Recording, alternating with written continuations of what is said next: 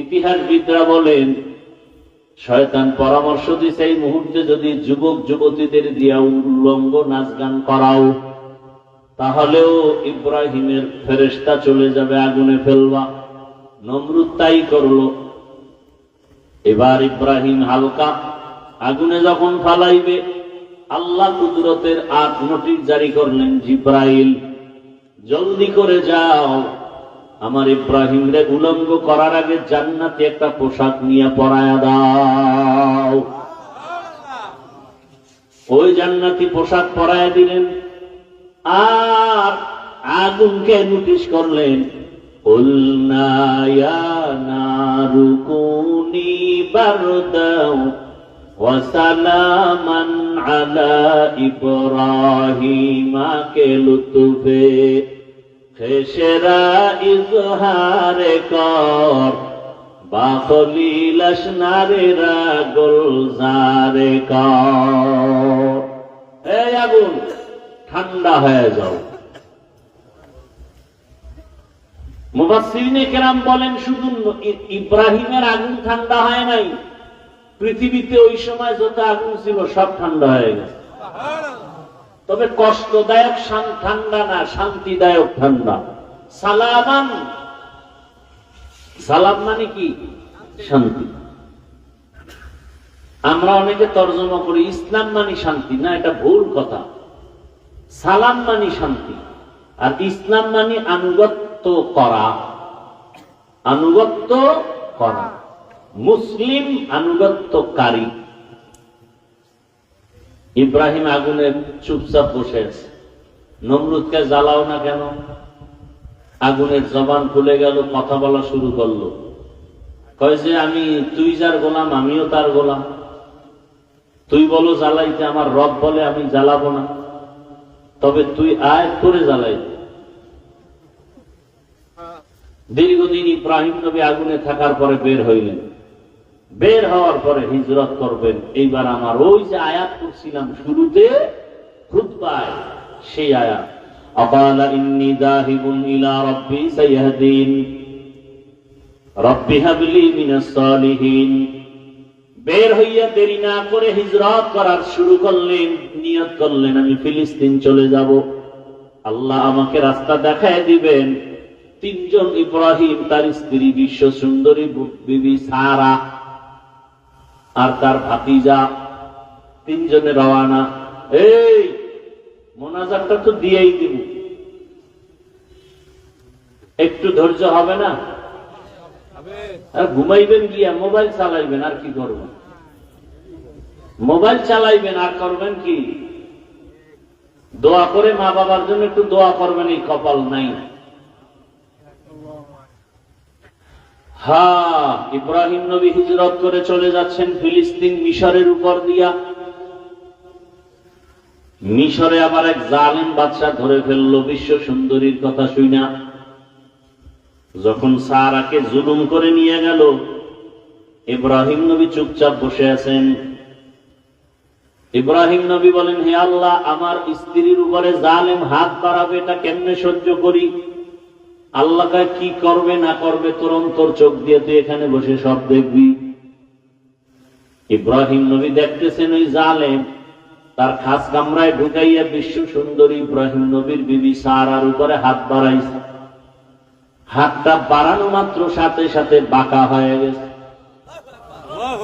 এই শাস্তিটা আল্লাহ মাফ করেন। আমগো দুনিয়া শুরু হইলে আকাম চলতো, সব বন্ধ হয়েছে। দেয় না কেন? মুহাম্মদের উম্মত হওয়ার বরকতে। এভাবে 3 বার হাত বাড়াইছে, 3 বার বাঁকা হয়ে গেছে। আর ওই মহিলার কাছে মাপসা, একটা তোমার মধ্যে এমন কি পাওয়ার, যেই পাওয়ারের কারণে আমি তোমার দিকে হাত বাড়াই, বাঁকা হয়ে যায়। ইব্রাহিম নবীর স্ত্রী সারা বললেন, আরে আমার মধ্যে কোনো পাওয়ার নাই, তবে এতটুকু জানি আমি একজন নবীর স্ত্রী। তাই বলে, হ্যাঁ কোন নবী? বলে ইব্রাহিম। কোথায়? বলে যে গাছতলা। এবার তারে ডাকিয়া নিয়া ক্ষমা চাইয়া সর্বোচ্চ মেহমানদারি করাইলেন, তওবা করলেন। জালেম তওবা করে বলে, আপনার বয়স কত? 80-র উপরে। ছেলে মেয়ে কয়জন? একটাও নেই। হয় না? হয় না। তাহলে আমার একজন খাদেমা আছে হাজেরা, আমি তাকে আপনার হাদিয়া দিতে চাই। নিয়ে গেলেন, সারার অনুমতি ক্রমে বিবাহ করে ফেললেন। বিবাহ করে আল্লাহর কাছে একটা সন্তানের জন্য দোয়া করলেন, রব্বি হাবলি। ইব্রাহিম নবী যদি তার সন্তান নেককার চায় আল্লাহর কাছে, তা আপনার চাওয়া দরকার না? চান না দেখেই তো এবার সন্তান কথা শুনেন। কয়দিন আল্লাহর কাছে দোয়া করছেন, আল্লাহ একটা নেককার সন্তান দিও। বরং নেককার চাইবেন দূরের কথা, নিজে বাবা হইয়া সন্তানটারে আর নষ্ট বানাইতেছেন। মোবাইল হাতে তুইলা দিছেন, রোজার মাসে রোজা রাখার কথা বলেন না, চেহারা নষ্ট হয়ে যাবে। কেমন বাপ আপনি? নামাজের জন্য ডাকেন না, জুমায় ডাকেন না, আলেম ওলামা আসলে তার দোয়া নিতে নেন না। তাহলে আপনি বাবা হইয়া সন্তানটাকে ধ্বংসের পথে নিয়ে গেলেন। আল্লাহ জানায় দিলেন, ইব্রাহিম একটা সন্তান দিতেছি, বিচক্ষণ ধৈর্য ধারণকারীদের অন্তর্ভুক্ত। সন্তান দুনিয়াতে আসলো, এই প্রথম সন্তান হাজেরার থেকে নাম কি? ইসমাইল। এখন এই বুড়া বয়সে সন্তান পাইয়া মায়া কমছে না বাড়ছে? এমন মায়া। আল্লাহ কয়, ইব্রাহিম আমার মায়ার মাঝখানে তোমার সন্তান বাধা হবে, এটা আমি মানতে পারবো না। তাহলে কি করো এখন? সন্তান ইসমাইল শিশুটারে নিয়া, হাজেরারে নিয়া, বর্তমানে যেখানে বাইতুল্লাহ, ওই যে নূহ নবীর তুফান হয়েছিল তখন কিন্তু বাইতুল্লাহ নিশ্চিহ্ন হয়ে গেছিল। জায়গাটা আল্লাহ সংরক্ষণ রাখছেন, কিন্তু বাইতুল্লাহর কিচ্ছু ছিল না, সব তুফানে শেষ। ওখানে গিয়া তোমার স্ত্রী ইসমাইলকে দিয়ে আসো নির্বাসনে। কেন নাই, আল্লাহর অর্ডার ডাইরেক্ট রেডি। এইবার উটের পিঠে রওনা, ইসমাইল হাজেরা সহ মক্কার পাশে আইসা। মক্কা তো নাই, জঙ্গল, কোনো মানুষ নাই, পানি নাই, কিচ্ছু নাই, পশু পাখিও নাই, পানি নাই, থাকবে কিভাবে? এখানে বিবি ইসমাইলের রাইখা উটের পিঠে ইব্রাহিম নবী রওনা। যখন ইব্রাহিম নবী কিছু না বইলা যাইতেছেন, মা হাজেরা ইসমাইলকে কোলে নিয়ে ভাসুয়াইয়া থুইয়া একটা দৌড় দিয়া কয়, স্বামী দাঁড়া, এই গহীন জঙ্গল, মানুষ নাই, পানি নাই, কিছু নাই, খানা দানা নাই, এত নির্জন জঙ্গলে আমাদের রাইখা যাইতেছেন, কারণটা কি? আমার উপরে রাগ নাকি? বলে না। কেন রাখতেছেন? ইব্রাহিম নবী কথা বলে না, কি যেন ভাবতেছেন। ইব্রাহিম নবীর অন্তরেও তো এই সন্তানের প্রতি অনেক মায়া। 80 বছরের উপরে যে এই সন্তানটারে পাইছেন। মা হাজেরা কথা জিজ্ঞাসা করে, ইব্রাহিম নবী জবাব দেয় না। কোন কথা বললে আবার মাওলা বেজার হয়ে যাবে। একবার হাজেরা বলে, ও স্বামী, আপনি কি আমাদের এই নির্জন জঙ্গলে রাখতেছেন আল্লাহর হুকুম করছেন এই জন্য নাকি? ইব্রাহিম নবী ইশারায় মাথা নাড়ায় বলে, হ্যাঁ, মাওলার হুকুম। একথা বলা মাত্র মা হাজেরা চোখের পানি ছাড়িয়া কয়, স্বামী আমার, আল্লাহ যদি অর্ডার করে আর কোনো প্রশ্ন নাই, আপনি চলে যাবে, আমার কোনো কথা নাই। তবে আপনার কাছে একটা দাবি, আমি হাজেরার খোঁজ খবর নেওয়ারও দরকার নাই। আপনি যদি মাঝে মাঝে সময় পান, শিশু ইসমাইলের আইসা দেখবে, এলাকায় মানুষ নাই, পানি নাই, আমি মহিলা মানুষ, ইসমাইলের কেমনে নিয়ে বাঁচবো জানি না। আর রবের কাছে একটু দোয়া করবে, আল্লাহ যেন আমাদেরকে ভুলিয়া না যায়। ঘটনাটা বলতে কেমন জানো, কিন্তু চিন্তা করলে বড় কঠিন অবস্থা। একটা সন্তান মাকে জঙ্গলে ফালাইয়া রাইখা, মানুষ নাই, পানি নেই, রেখে যাওয়া কত বড় কঠিন অবস্থা। আর সেই অবস্থাটা আবার স্ত্রী মেনে নেওয়া যে আরো কত কঠিন। এমন স্ত্রীও তো দুনিয়াতে নাই বললে চলে। আজকে স্ত্রী যদি স্বামীর অনুকূলে না থাকে, ওই স্বামী ইবাদত করতে পারে না, তাবলীগে যাইতে পারে না, আল্লাহ ওয়ালার দরবারে যাইতে পারে না। স্ত্রী যদি ভালো হয় তাহলে সবই সম্ভব। ইব্রাহিম নবী চলে যাচ্ছেন, মা হাজেরার চোখে পানি। আল্লাহকে ডাকেন আর বলেন, হে মালিক, এখানে আপনি ছাড়া কেউ নাই। ইব্রাহিম নবী উটের পিঠে উঠে পাহাড়ে উঠে নিচে নাইমা যখন ইব্রাহিম দেখলেন হাজেরাকেও দেখা যায় না, ইসমাইলেরও দেখা যায় না, নির্জনে কোনো কিছুই নাই, এখানে আমার মালিক আর আমি ইব্রাহিম। সাথে সাথে হাত উঠাইয়া দোয়া করা শুরু করলেন। ইব্রাহিম নবী দোয়া করতে শুরু করলেন, রব্বানা ইন্নী আসকানতু মিন যুররিয়্যতি বিওয়াদিন গায়রি যি যারইন ইনদা বাইতিকাল মুহাররাম রব্বানা লিয়ুকিমুস সালাতা ফাজআল আফইদাতাম মিনান নাসি তাহওয়ি ইলাইহিম ওয়ারযুকহুম মিনাস সামারাত লাআল্লাহুম ইয়াশকুরুন। ইব্রাহিম নবী দোয়া করলেন, হে আল্লাহ, আপনার হুকুম মানতে গিয়া এই বুড়া বয়সের আদরের সন্তানটাকেও জঙ্গলে ফালাইয়া আমার বিবি হাজেরাকেও ফালাইয়া যাইতেছি, ওদের কেউ নাই। আপনি কুদরতের দরজা খুলিয়া ওদের রিজিকের ব্যবস্থা করে দিয়ে ফলের মাধ্যমে আয় আল্লাহ খানার ব্যবস্থা, বাসস্থানের ব্যবস্থা, মানুষের ব্যবস্থা করে দিয়েন।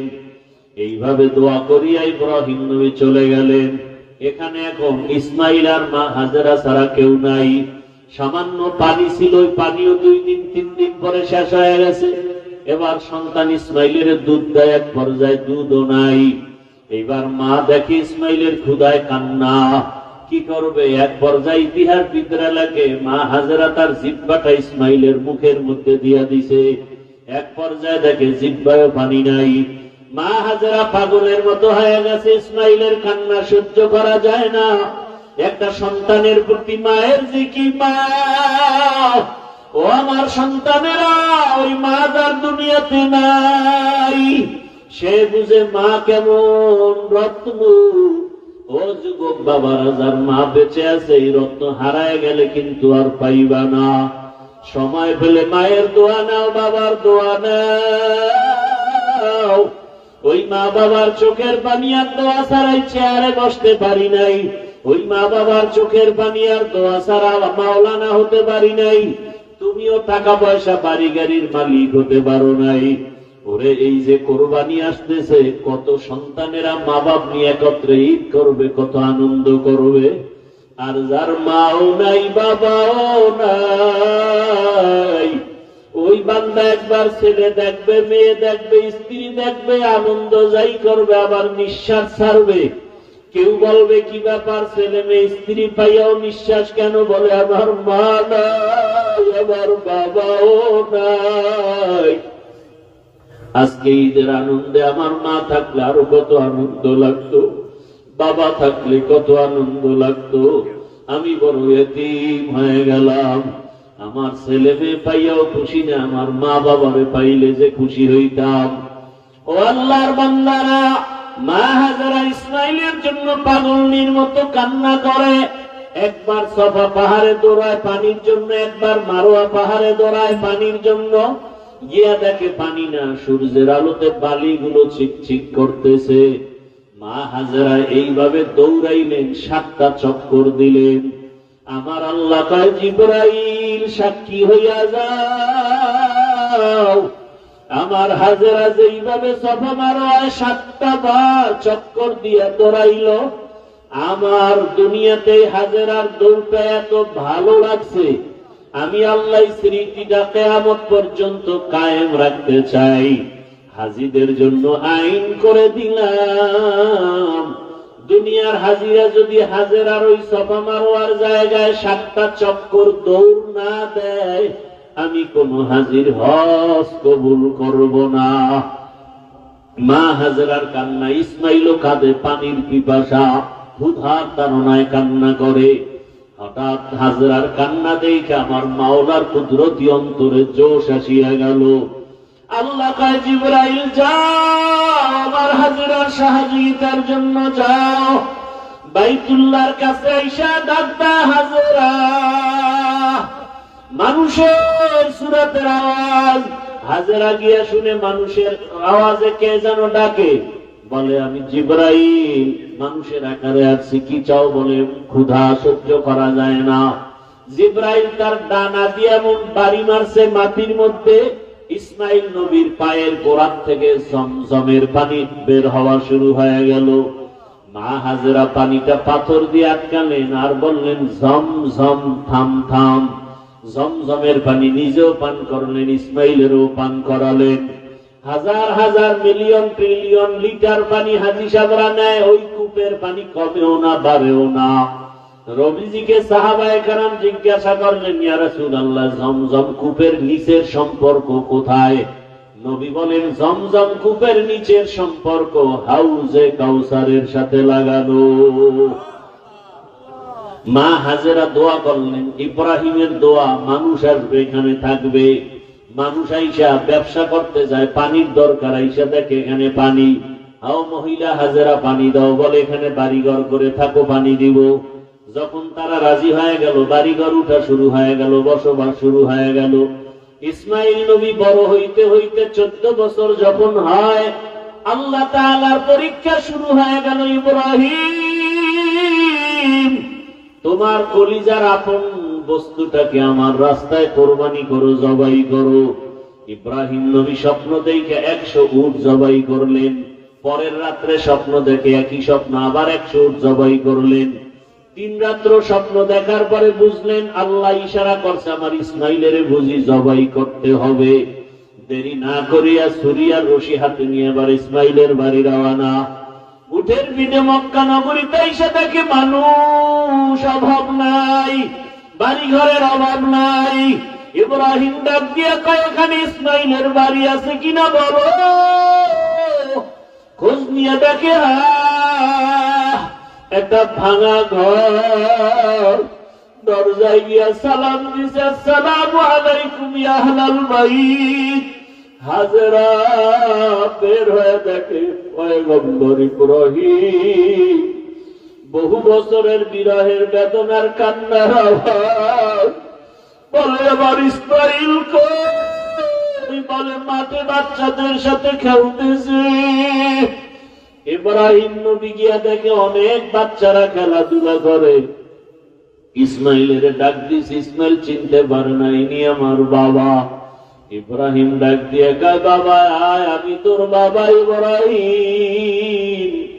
ইসমাইলের নিয়ে ঘরে গিয়ে কয়, হাজেরা সময় বেশি দেরি করা যাবে না, তাড়াতাড়ি সাজায় দাও, মালিকের দাওয়াতে যাব। হাজেরা মনে করছে দুনিয়ার কোন মালিকের দাওয়াত। আসলে আল্লাহ যে দাওয়াত দিছে ইসমাইলের জবাই করার, এ কথা ভাবেন নাই। সুন্দরভাবে সাজায় দিছেন। ইসমাইল আর ইব্রাহিম হাঁটতেছে সামনে। শয়তান ধোঁকা দিতেছে ইসমাইলকে। নবী ইব্রাহিম পাথর মারলেন। এইভাবে 3 জায়গায় ধোঁকা দিছে, 3 বার পাথর মারছেন।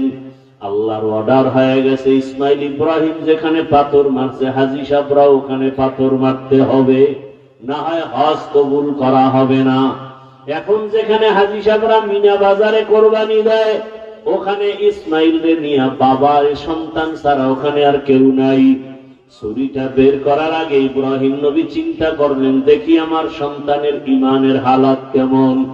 ইসমাইলকে ডাক দিয়া কয়, ইন্নী আরা ফিল মানামি আন্নী আযবাহুকা ফানজুর মাযা তারা। ও ইসমাইল, আমি তোমাকে জবাই করতেছি, স্বপ্ন দেখলাম, বলো তোমার কি মতামত। সাথে সাথে ইসমাইল বলেন, ইয়া আবাতি ফাল মা তুমার। আব্বা জান, আপনি ঘুমের মধ্যে যা দেখছেন তাড়াতাড়ি বাস্তবায়ন করেন, আমাকে জবাই করে দেন। ইনশাআল্লাহু মিনাস সাবিরিন, আমি ধৈর্য ধারণকারীদের মধ্যেই থাকবো। এই কথা বইলা ইতিহাসবিদরা লেখেন, ইসমাইল একটু অভিনয়, একটু কান্না শুরু করছেন।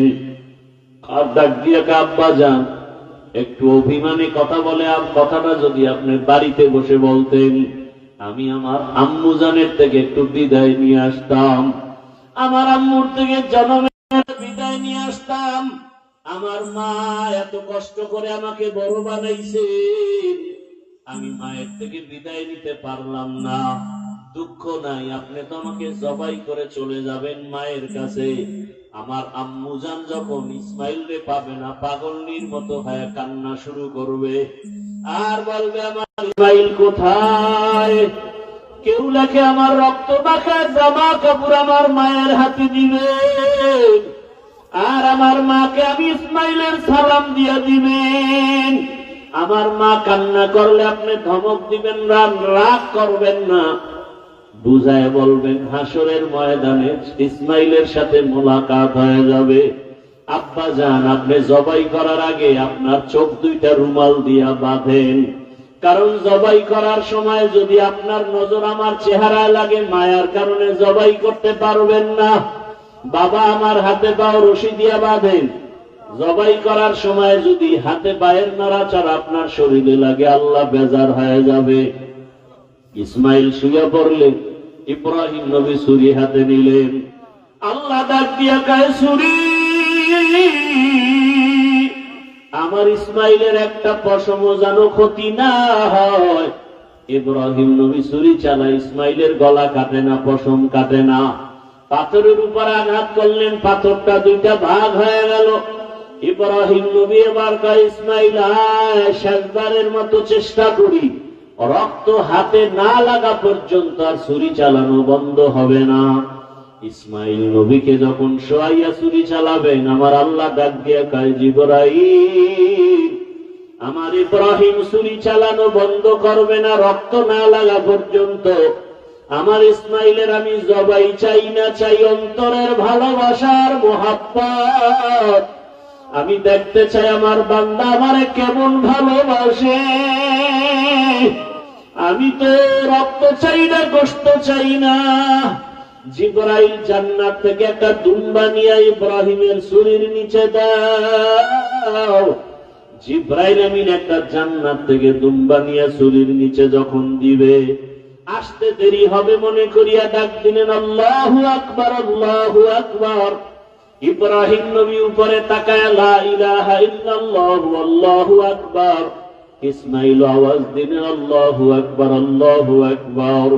ফেরেশতারাও আওয়াজ দিলেন, আলিল্লাহিল হামদ। এই তাকবীর 9 তারিখ থেকে এই মাসের 13 তারিখ পর্যন্ত নারী পুরুষ সবার জন্য ওয়াজিব করে দিয়েছেন আমার আল্লাহ। আমার আল্লাহর পক্ষ থেকে 9 তারিখ থেকে ফজর থেকে 13 তারিখ আসর পর্যন্ত এই তাকবীর চলবে।